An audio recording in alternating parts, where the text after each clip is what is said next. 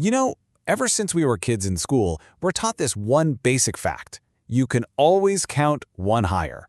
The number line just goes on forever, right? Into infinity. It's a concept that feels as real and solid as gravity. But what if that's not right? What if that fundamental assumption we've all held is just wrong? Imagine if the number line isn't a line at all. What if it's more like a road that just slowly fades away into an impassable fog? It is a truly mind-bending question, and it challenges the very foundation of how we think about math. So in this explainer, we are going to dive into a really fascinating philosophical argument. It suggests that there is a limit to numbers. But, and this is the key, it's not some hard wall or a final digit.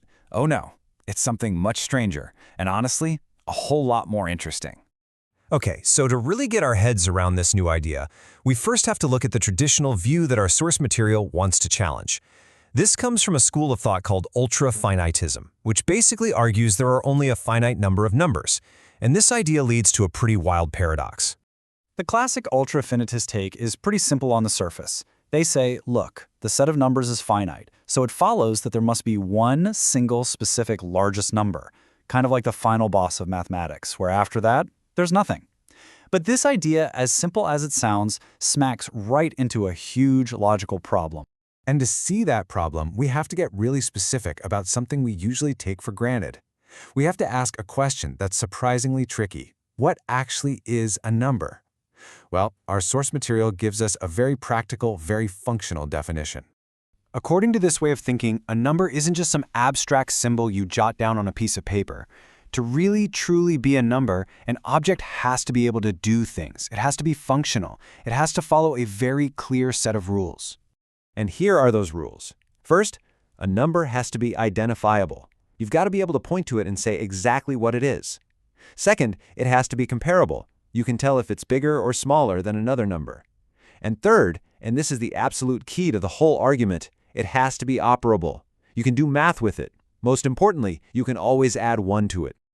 All right, now that we have that three-part definition in our back pocket, let's go back and take another look at this idea of a largest number. Because this is right where the whole concept just completely falls apart. Here is the flat-out contradiction. Our definition says a true number must be operable. You have to be able to add 1. But the whole point of a largest number is that it's the end of the line. You cannot add 1. So the idea of a last number actually violates the very definition of what it means to be a number. It's a total category error. And this brings us to a really powerful statement from our source material. The author just rejects this old view completely, saying that if being an ultrafinitist means you have to believe in a single fixed largest number, well then, I am no ultrafinitist. The paradox is just too glaring to ignore. So if there's no single last number, then what's the alternative? This is where our source brings in a much more elegant and I think much more satisfying solution, something called the realm of vague symbols. The idea here is that the number line doesn't just smash into a brick wall. Instead, as numbers get almost impossibly huge, they enter this vague area. And in this zone, they slowly start to lose the very properties that made them numbers to begin with. And here's how they fail that three-part test we talked about. They get so ridiculously massive that they aren't really identifiable as distinct things anymore. Comparing them becomes this weird, purely theoretical game. And most importantly, doing real math with them, like adding 1, it just breaks down. Adding 1 to some colossal number that you can only write in special notation doesn't really give you a new, distinct number. You're just moving symbols around. And that is the heart of it. The numbers don't just stop existing, they just stop being numbers.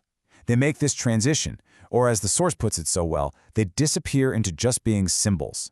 They lose their function. They become nothing more than marks on a page. Okay, so let's start to pull all this together and see how this creates a totally new way of looking at a finite universe.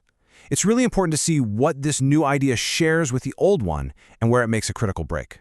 First off, let's be super clear about the common ground. Both the old-school ultrafinitist and this new proposed stance agree on one huge thing. They both completely reject the idea of actual infinity. They believe the mathematical universe is fundamentally finite. So the debate isn't about finite versus infinite, it's about the nature of that boundary. And this table just sums up the core takeaway perfectly. On one hand, you have traditional ultrafinitism, which proposes a hard stop, a single final number. But on the other hand, this new stance replaces that hard stop with a soft boundary, this vague transitional area where the very idea of numberness just sort of dissolves into symbolism. It's a way more logically consistent picture of a finite world. And that leaves us with this final, pretty deep thought. If something as basic, as fundamental as a number doesn't have a clear ending, but instead just fades away from something useful into a mere symbol, what does that tell us about the other limits we think exist? What might that reveal about the blurry line between the knowable and the unknowable in our own reality?